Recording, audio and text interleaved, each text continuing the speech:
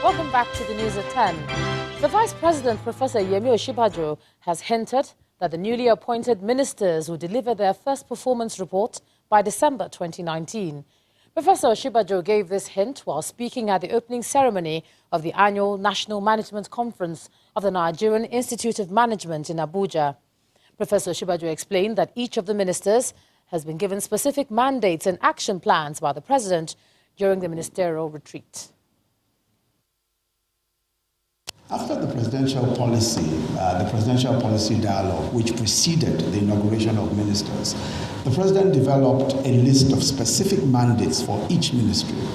So each of those mandates now has clearly spelled out action points. Every minister has a clearly spelled out mandate with action points. Some of those mandates are about 8 points or 7 points. And the ministers are meant to render their first reports on performance in December. So, in some senses, we're moving to a more measurable way of determining whether ministers. After the presidential policy dialogue, which preceded the inauguration of ministers, the president developed a list of specific mandates for each ministry. So each of those mandates now has clearly spelled out action points. Every minister has a clearly spelled out mandate with action points. Some of those mandates are about 8 points or 7 points. And a self-regulatory association of churches and Christian faith-based organizations dedicated to facilitating financial accountability, ethical and governance standards has been officially launched in Lagos.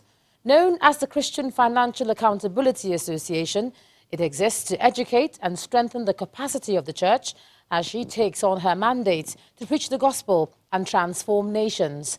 The end goal is to help organizations operating in the country to comply with mandatory government regulations.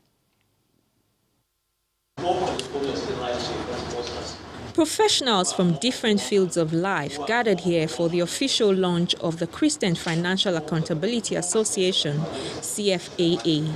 The association is established in response to the yearnings of the public for transparency and accountability in the leadership of churches and Christian faith-based organizations. Maybe many do not know, but the church is very active in health, in the health sector, even in relief, and it has always been a very good backup, for what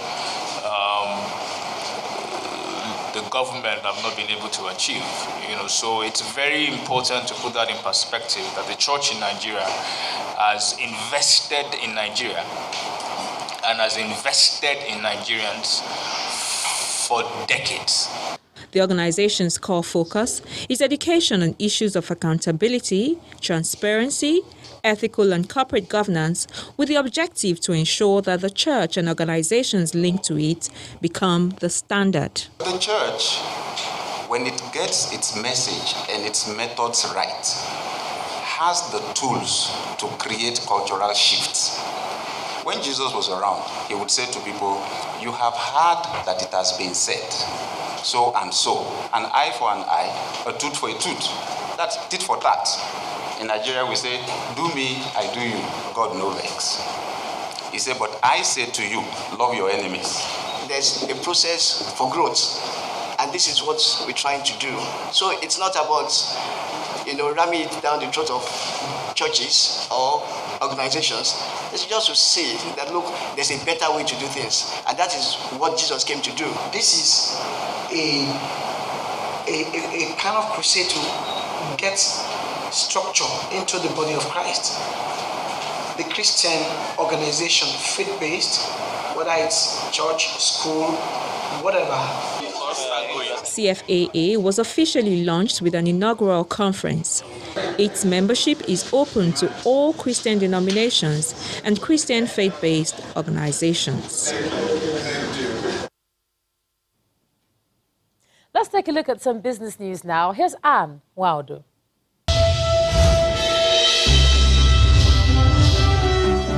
Thanks a lot, Ijoma. Welcome to Business News. President Muhammadu Buhari has constituted an economic advisory council to help replace the current economic management team headed by Vice President Professor Yemi Osinbajo. Well, according to a statement signed by the President's spokesman, Mr. Femi Adesina, the 8-man team has as its chairman Professor Doyin Salami, Dr. Mohammed Sagagi as the vice chairman, and the senior special assistant to the President on Development Policy, Dr. Mohammed Adaya Salisu, will serve as the secretary. Other members of the council include Professor Chukwuma Soludo, Mr. Bismarck Rewane, Professor Odeo Joe, Dr. Shehu Yahaya, and Dr. Iyabo Masha. The Economic Advisory Council, which will report directly to President Buhari, will advise him on economic policy matters, including fiscal analysis, economic growth, and global economic issues, working with relevant cabinet members and heads of monetary and fiscal agencies. The Investment and Securities Tribunal is seeking to expand its jurisdiction beyond the current scope of capital market to help cover the entire financial services industry. The chairman, Barrister Isaiah Ako, made this appeal at the commencement of the tribunal's 2019-2020 legal year, and according to him, the demand became necessary owing to the court's competence in the delivery of over 70 judgments since 2017. Make bold to say that over the years, the Tribunal has continued through its long line of well-thought-out judgments and rulings to evolve a new and unique jurisprudence in the Nigerian capital market. It has become necessary, however, to ensure that the relevance of ISC is not limited to capital market alone. Leveraging on the ISC success story, they are mooted in some quarters of the need to enlarge the zone of IST to encompass adjudication of disputes arising from dealings and transactions in financial service sector of the Nigerian economy. This will engender speedy resolution of disputes in the financial sector, service sector, away from the usual delays inherent in a regular traditional court system, which is attendant consequences for economic growth. May I therefore enlist your support and assistance on the needed advocacy required to make our desire for an enlarged jurisdiction of the tribunal to encompass the entire financial service sector a reality. Well, let's talk about renewed pressure on the shares of Airtel Africa and Dangote Cement. It has weakened market performance today. Investors are still taking advantage of the gains recorded in 3 sessions last week. Let's get details from Layo Adegoke.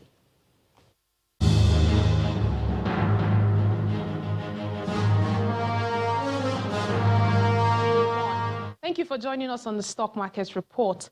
The stock market halted the gains recorded last week and begins the 3rd trading week of September in the negative territory, down by 0.74%, with the equity cap at 13.423 trillion naira. Today's losses were due to the declines from industrial goods, bellwethers, Dangote Cement, and Cement Company of Northern Nigeria, which dragged the counter down by 1.41%. However, all the other sectors we track ended the day positive, with the banking index up 1.57% and insurance gained 1.21%.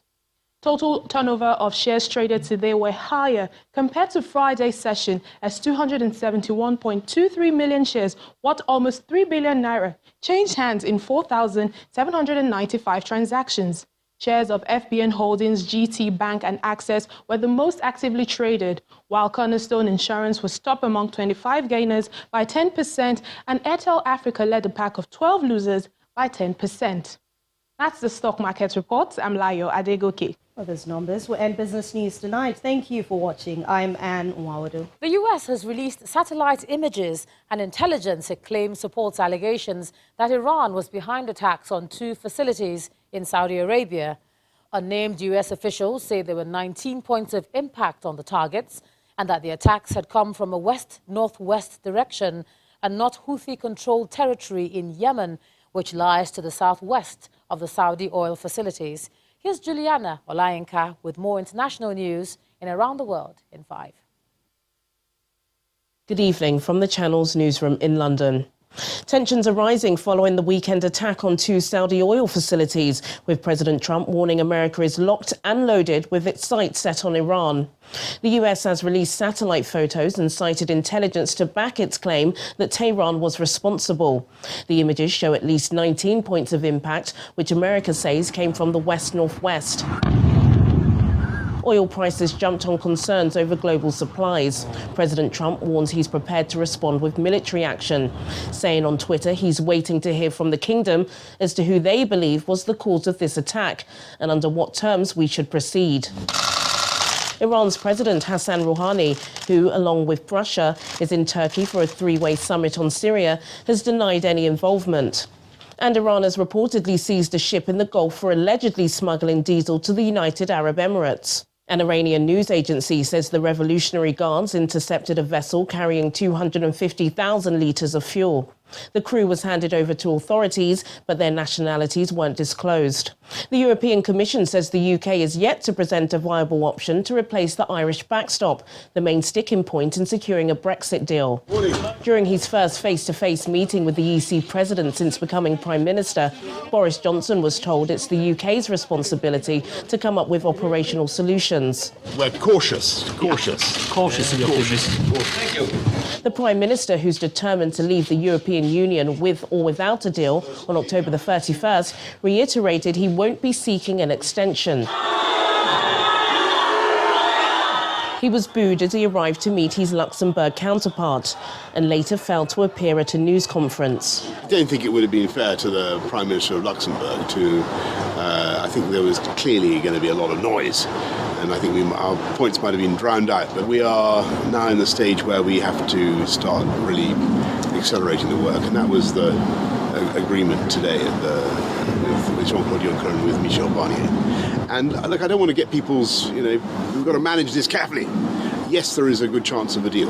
Yes, I can see the shape of it. Everybody can see roughly what could be done.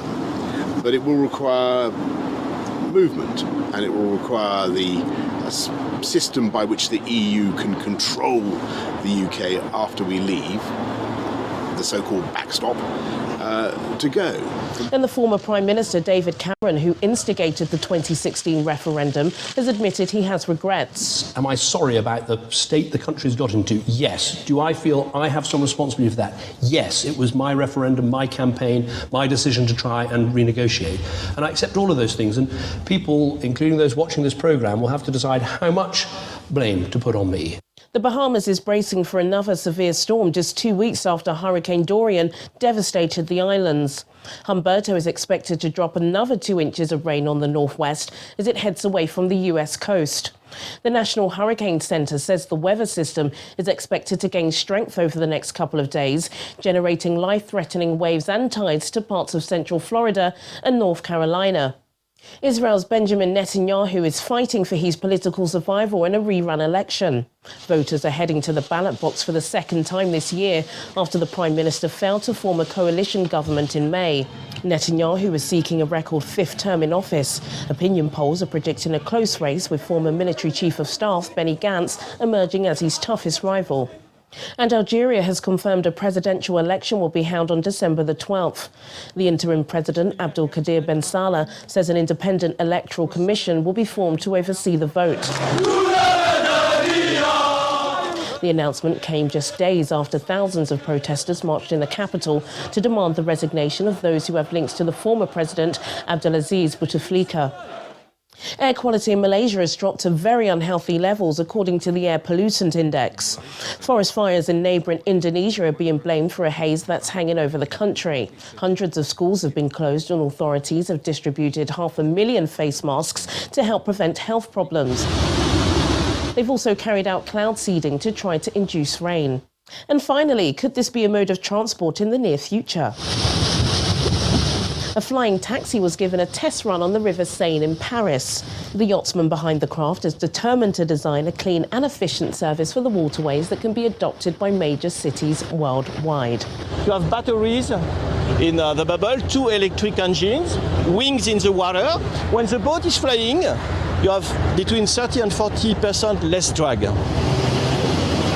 And that's your international news around the world in 5.